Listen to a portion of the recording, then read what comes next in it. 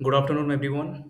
इस वीडियो में हम नेशनल इनकम अकाउंटिंग को प्रीलिम्स के लिए पूरी तरीके से कवर करने वाले हैं।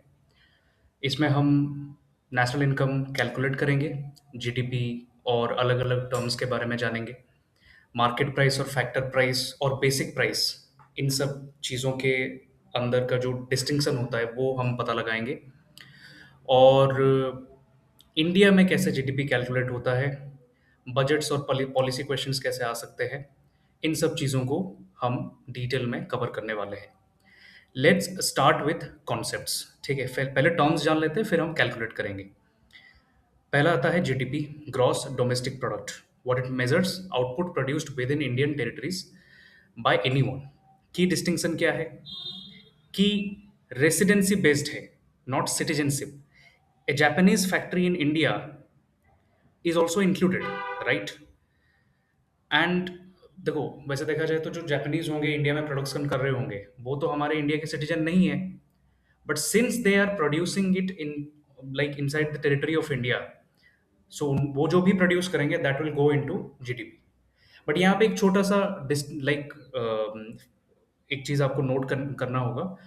ठीक है, कोई भी फॉरेन एम्बेसीज जो इंडिया में है, उस एम्बेसी के अंदर कोई भी चीज़ अगर प्रोड्यूस होता है, that will not be accounted into GDP because that is not considered as Indian territory, right? वो फॉरेन टेरिटरी है इंडिया के अंदर में जितने भी फॉरेन एम्बेसीज है। ठीक है, सिमिलरली बाहर इंडिया के फॉरेन में अगर इंडिया का कोई भी एम्बेसी है, वहाँ का जो टेरिटरी होगा वो इंडियन टेरिटरी कहलाएगा। ठीक है, ये एक तरीके का एनक्लेव रहता है। ठीक है, ये आपको जानना है। और क्या है, इंडिया के बारे में हम पता लगाएंगे, बेस ईयर 2011-12 है, हम आगे जाके पढ़ेंगे। फिर आते हैं जीएनपी पे। जीएनपी क्या होता है? Gross national product. ठीक है, now this is what GDP plus net factor income from abroad. ठीक है, अब बाहर भी तो बहुत सारे इंडियंस है। ठीक है, इंडियन सिटीजन्स है, रेसिडेंट्स है जो बाहर भी काम कर रहे हैं, तो उनके जो रेमिटेंसेस आते हैं इंडिया को, वो भी हम देखेंगे। यहाँ पे एक गौर करने वाली बात है कि net factor income from abroad लिखा गया है। ठीक है, और यहाँ पे प्लस साइन है। ठीक है, जीडीपी प्लस, ये कभी कभी जीडीपी माइनस भी हो सकता है। Know why? Because net factor income from abroad का मतलब क्या है कि बाहर से जो आ रहा है, माइनस हमारे यहाँ से जो बाहर जा रहा है। ठीक है, चलो ठीक है, इसके बारे में हम कैलकुलेशन जब हम करेंगे हम पता लगाएंगे। एनएनपी पे आते हैं। ठीक है, एनएनपी क्या है? जीएनपी से आप डेप्रिसिएशन हटा दो। डेप्रिसिएशन का मतलब क्या होता है? कोई भी कैपिटल गुड हो, ओवर द टाइम यूजेस के साथ उसके जो वैल्यू है, लाइक उस कैपिटल गुड का, उसका वैल्यू रिड्यूस होता है वियर्स एंड टीयर्स के वजह से। आपको रिपेयर करनी पड़ती है, मेंटेन करनी पड़ती है, या फिर नया खरीदना पड़ता है। तो कोई भी कैपिटल गुड का अपना वैल्यू डिप्रिसिएट होता है। उस डिप्रिसिएशन को आप हटा दो तो आपको नेट नेशनल प्रोडक्ट मिल जाएंगे। कभी भी कोई चीज़ नेट आए तो फिर हमें क्रॉस से कुछ ना कुछ हटाना होता है, राइट? फिर आता है नेशनल इनकम। नेशनल इनकम क्या है कि जो एनएनपी है उसमें से नेट इनडायरेक्ट टैक्स हटा दो। अभी हम इस सब में आएंगे। ठीक है, personal income, disposable personal income के बारे में भी हम आएंगे। इससे पहले आपको दो टर्म्स बहुत ही अच्छी तरीके से क्लियर होना चाहिए। Market price and factor cost. What is the difference between market price and factor cost? कभी कभी ऐसे बोला जाता है GDP at MP, GDP at FC, NNP at FC. तो आपको जानना है कि मार्केट प्राइस और फैक्टर कॉस्ट पे डिफरेंस क्या है। ये जो यहाँ पे फॉर्मूला लिखा गया है, इस फॉर्मूले को ध्यान में मत रखो। एक एग्जाम्पल देता हूँ, उस एग्जाम्पल से ही आप चीज़ें क्लियर हो पाएगी। एक सेकेंड। हाँ, सो लेट्स से, यहाँ पे let's say there is a farmer. ठीक है, और हम वो कुछ बेच रहा है, व्हीट वगैरह कुछ भी ग्रो करके वो बेच रहा है। मार्केट से हम उस चीज़ को खरीदते हैं, मान लो हम जो पे करते हैं दैट इज मार्केट प्राइस। ठीक है, व्हाट यू पे। समझ में आ रहा है? तो आपको समझ में आना चाहिए कि हम जो पे करते हैं ना, इसमें बहुत सारी चीज़ें इंक्लूडेड रहती है। ये जो हम पे करते हैं, मान लो कि 100 रुपये हमने पे किया, ये 100 रुपये कंप्लीटली फार्मर के पॉकेट में नहीं जाता है। इस मार्केट प्राइस के अंदर छिपा हुआ है और भी अलग अलग तरीके के प्राइसेस, और भी अलग अलग तरीके के वो वैल्यूज जो अलग अलग लोगों तक जाएंगे, वो उन लोगों का इनकम होगा। ठीक है, तो जैसे for example indirect tax paid to the government, ठीक है, गवर्नमेंट इनडायरेक्ट टैक्स लगाती है, जीएसटी वगैरह, ठीक है। अ, अब व्हीट पे तो नहीं लगेगा, बट ब्रेड वगैरह जो भी आप खरीदते हो, ठीक है, और कोई भी चीज़, कोई भी प्रोड्यूसर होता है, चाहे वो फार्मर हो या फिर कोई भी लाइक ब्रेड बनाने वाले हो, कोई भी हो, सब्सिडी गवर्नमेंट कभी कभी देता है, ठीक है, ग्रो करवाने के लिए। फार्मर्स को तो एमएसपी वगैरह दिया जाता है, तो ये वैल्यू जो है वो फार्मर के लाइक पास जाता है, ठीक है। So when you are calculating the actual earning of the farmer, ये होता है factor cost. What is factor cost?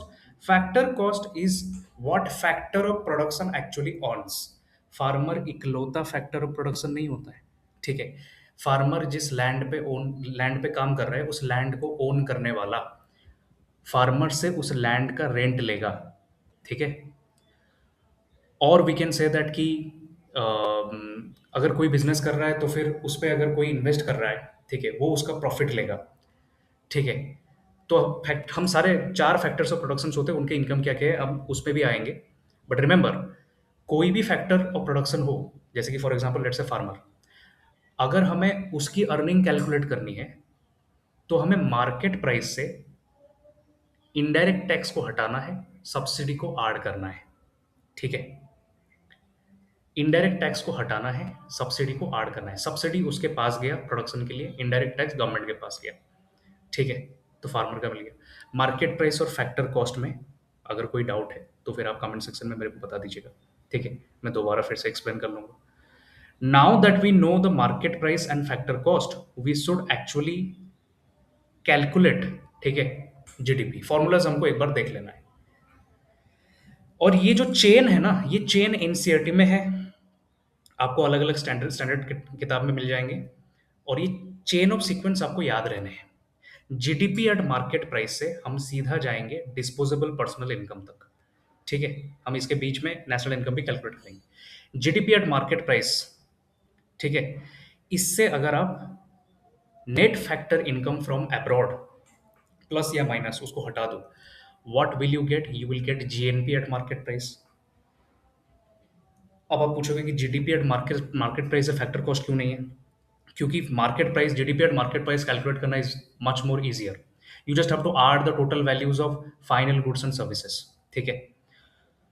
तो आप इस वैल्यू से net factor income from abroad हटा दो या फिर ऐड कर दो, डिपेंड्स कि जो पैसा आपके कंट्री में आ रहा है एंड जो पैसा आपके कंट्री से जा रहा है, like what is the relation between both of them, ठीक है।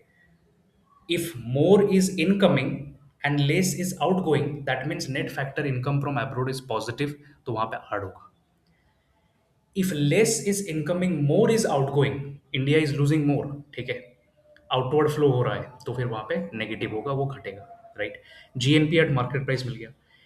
You deduct depreciation from this, what you will get? You will get NNP at market price, simple.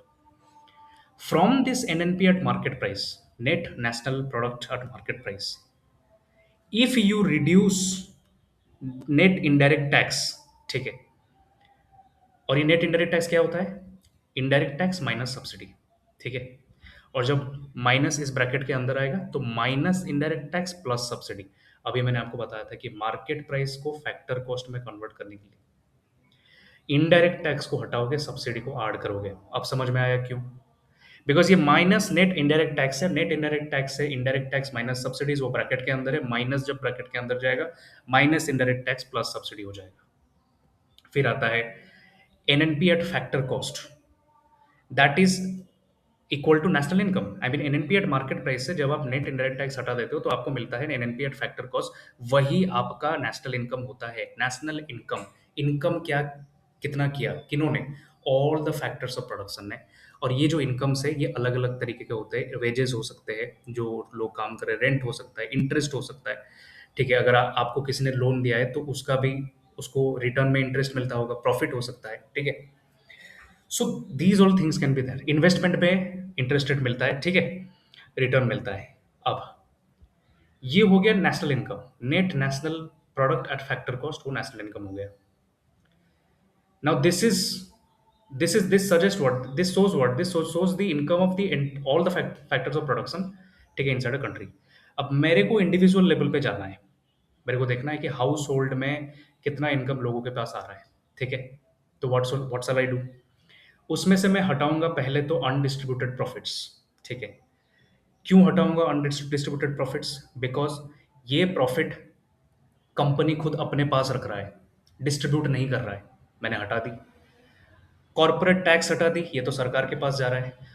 SS contribution का मतलब है सोशल सिक्योरिटी कंट्रीब्यूशन, ये भी हटा दिया।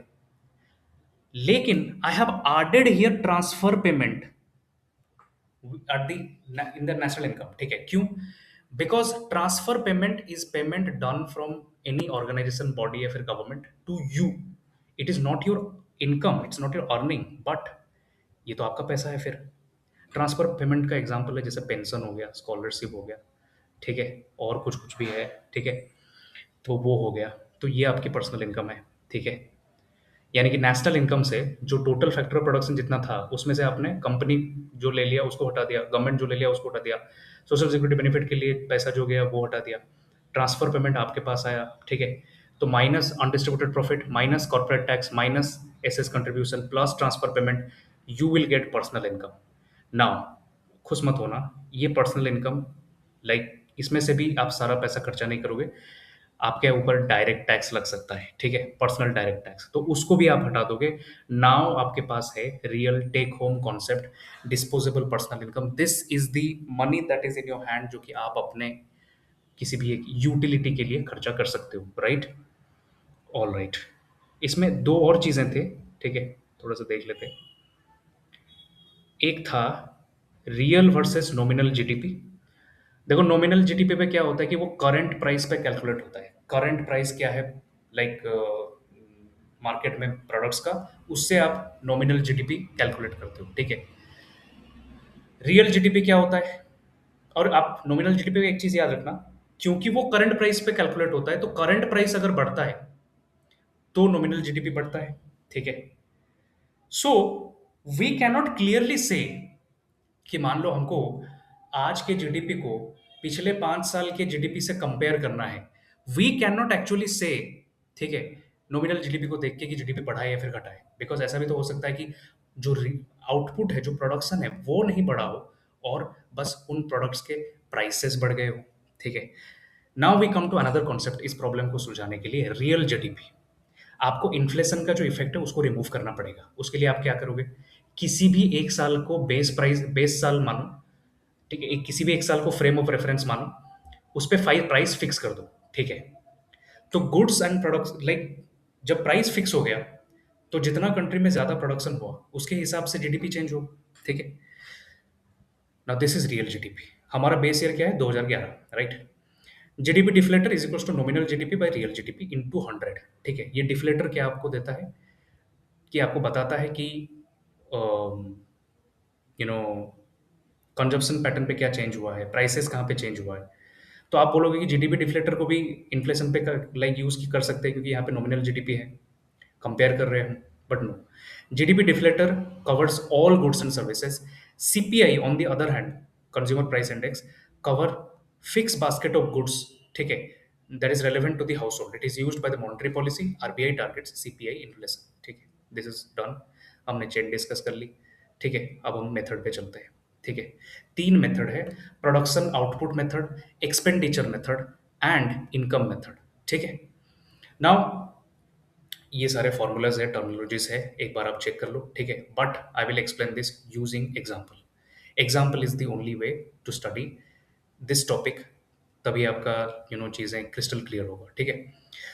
Now a simple economy, let's assume model reality हम लेके चलेंगे। A simple economy has 3 firms, a farmer, a flour mill, and a bakery, right?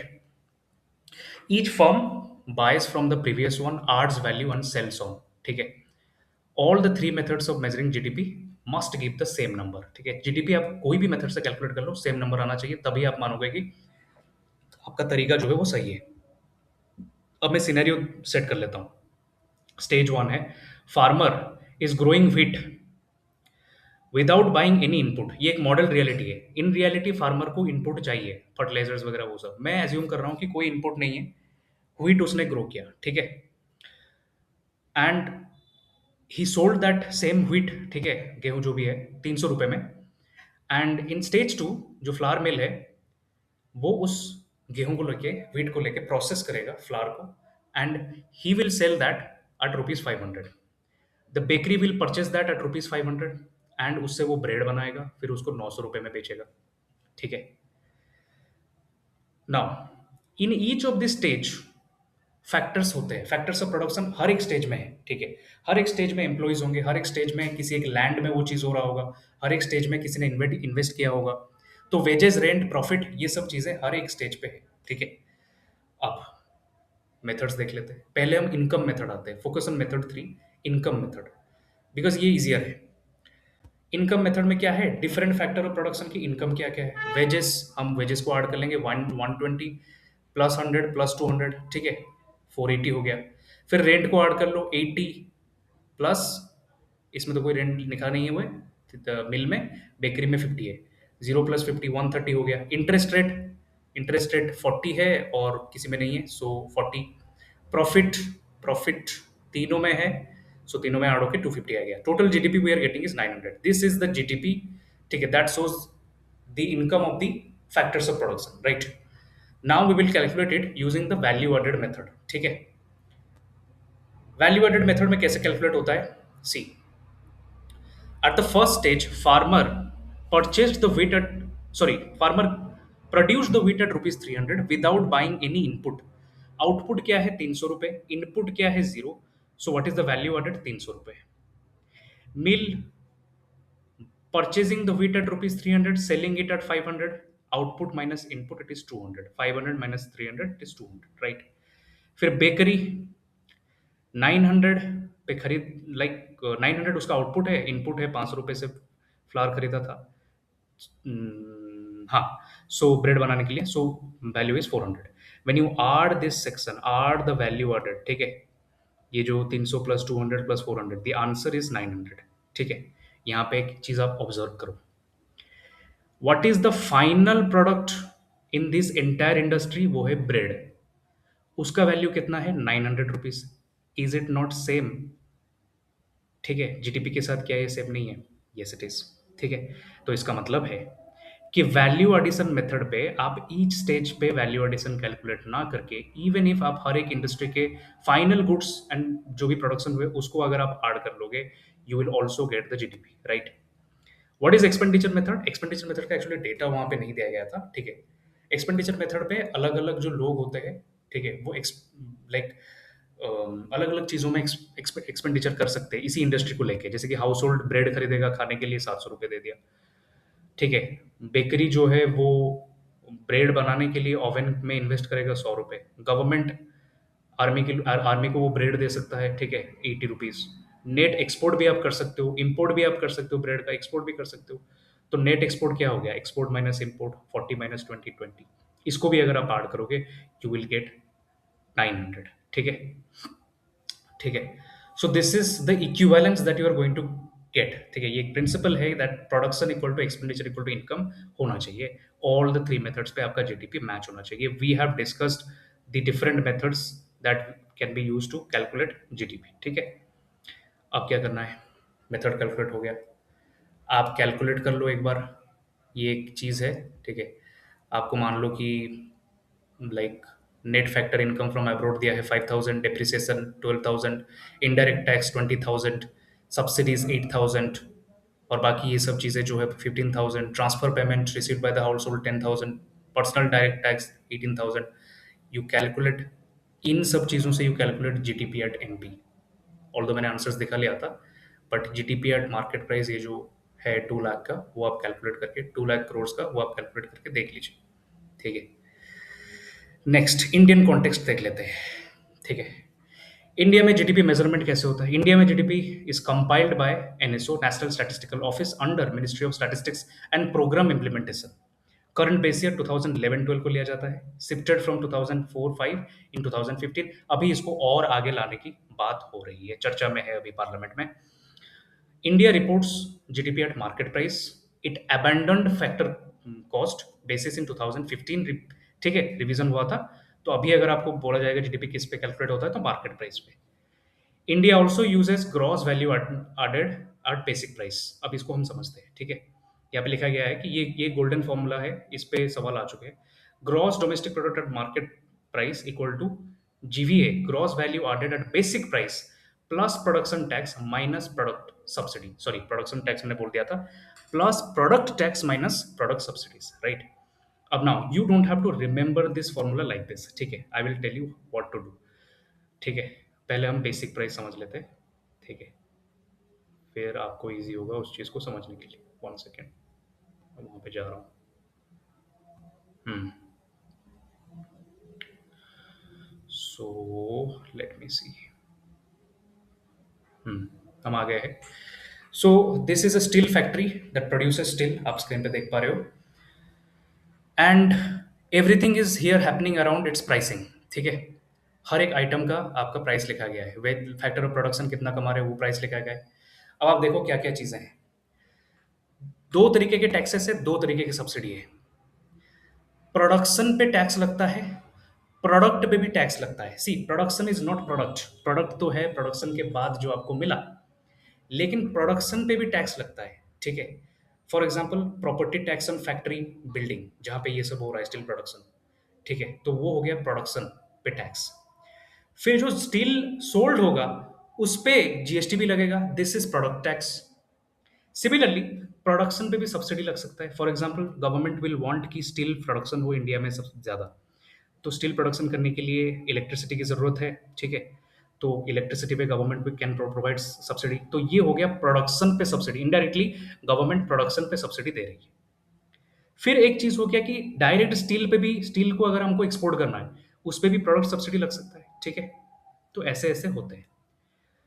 तीन तीन चीज़ें होती है, फैक्टर कॉस्ट, बेसिक प्राइस और मार्केट प्राइस। और एक चीज़ याद रखना, बेसिक प्राइस फैक्टर कॉस्ट से ज़्यादा है, मार्केट प्राइस बेसिक प्राइस से ज़्यादा है। मार्केट प्राइस सबसे लास्ट है, मार्केट प्राइस में सब कुछ इंक्लूडेड रहता है। मार्केट प्राइस वो प्राइस होता है जिस जो आप पे करते हो, राइट। तो फैक्टर कॉस्ट क्या हो गया, फैक्टर ऑफ प्रोडक्शन ने जो अर्न किया, wage interest, wage rate interest plus profit made by the factory, 1000 rupees, ये हो गया सिंपल। बेसिक प्राइस क्या है, इसी फैक्टर कॉस्ट से आप प्रोडक्शन टैक्स को इंक्लूड कर दो, सब्सिडी को हटा दो, ठीक है।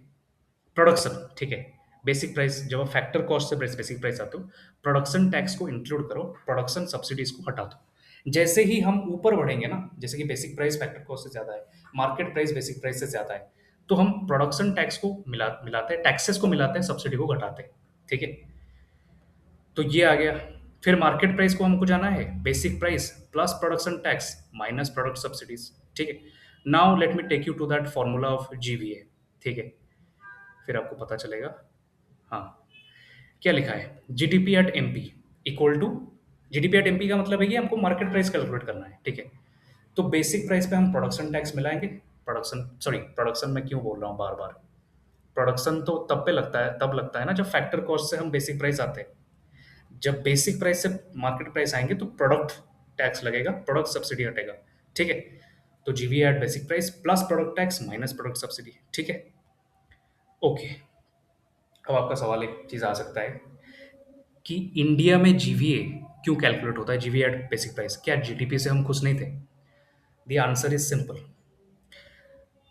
जीडीपी कैलकुलेट करना बहुत डिफिकल्ट है, इंडस्ट्री को इंडस्ट्री जाके, लेकिन सेक्टर वाइज जीवीए कैलकुलेट करना इज इजी, ठीक है। तो ये जो जीवीए निकलता है वो तीन सेक्टर में ब्रोकन है, एग्रीकल्चर, इंडस्ट्री, सर्विस। और आप देख सकते हो कि इंडिया का जीवीए में कंट्रीब्यूशन सबसे ज्यादा सर्विसेज का है, ठीक है, और सबसे कम एग्रीकल्चर का है, ठीक है। जीडीपी नंबर अगर देख ले, ठीक है, अब ये तो फिफ्थ लार्जेस्ट ग्लोबली यहाँ पे लिख रहा है, लेकिन अभी है नहीं, कुछ दिन पहले सिक्स लार्जेस्ट हो गया था, ठीक है। एंड रियल जीडीपी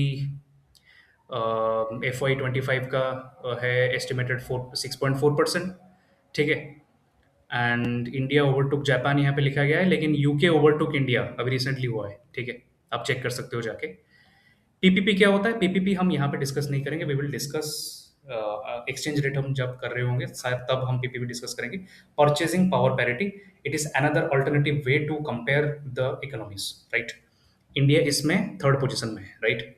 पीपीपी अगर हम देखेंगे उसमें हम इन्फ्लेशन को अकाउंट करते हैं अलग अलग कंट्रीज का, ठीक है। तो सेम प्राइस में हम चीज़ों को देखते हैं, हम बाद में डिस्कस करेंगे डेफिनेटली।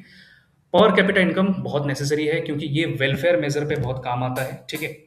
सो पर कैपिटा इनकम कैसे कैलकुलेट होता है? NNP at FC divided by the population, ठीक है। एनएनपी एट एफसी क्या होता है? National income. National income divided by population क्या होगा? पर कैपिटा इनकम, ठीक है। एंड इस पे अगर देखा जाए तो India is still a lower middle income country by the world bank standard, ठीक है। ये वर्ल्ड बैंक स्टैंडर्ड के बारे में पॉवर्टी में हम पढ़ने वाले हैं, ठीक है। ऑल्टरनेटिव टू जीडीपी, ये सब चीज़ें भी हम पॉवर्टी में पढ़ने वाले हैं फिर से। ग्रीन जीडीपी क्या है? इस पे एनवायरमेंटल डिग्रेडेशन और रिसोर्स डिप्लेशन को अकाउंट में लिया जाता है। Then there is HDI, human development index, income, health, education जैसे फैक्टर्स को लिया जाता है। ग्लोबल हंगर इंडेक्स, इंडिया के रैंकिंग आप यहाँ पे देख सकते हो। मल्टी डायमेंशनल पॉवर्टी इंडेक्स भी हम पॉवर्टी में पढ़ने वाले हैं, ठीक है। ऑल राइट, यहाँ पे सेविंग्स और इन्वेस्टमेंट लिखा हुआ है। सेविंग्स और investment is very very necessary, ठीक है। Saving, national saving rate 30% of GDP है, ठीक है, जिसपे हाउस होल्ड, कॉर्पोरेट और गवर्नमेंट से भी सेविंग इंक्लूड होता है। क्योंकि सेविंग और इन्वेस्टमेंट दिखाता है कि कंट्री कैसे डेवलप कर रहा है, फिर ग्रोथ कर रहा है, ठीक है। यहाँ पे एक चीज़ है, incremental capital outflow ratio, units of capital needed per unit of output, ठीक है। एंड हमारा जो आईसीओआर है, इंक्रीमेंटल कैपिटल आउटपुट रेशियो है, दैट इज लो, ठीक है। आईसीओआर कैलकुलेट कैसे होता है? Investment divided by output, simple. जितना लोअर आईसीओआर होगा, कैपिटल की प्रोडक्टिविटी ज्यादा है। मैं आपको एग्जांपल देता हूं, ठीक है। Investment by changes in output, इसको आप ऐसे देखो। मान लो कि आउटपुट है 10, ठीक है, इन्वेस्टमेंट हो रहा है 5। कल को आउटपुट है 10 सेम, बट इन्वेस्टमेंट हो रहा है 4। So which is better?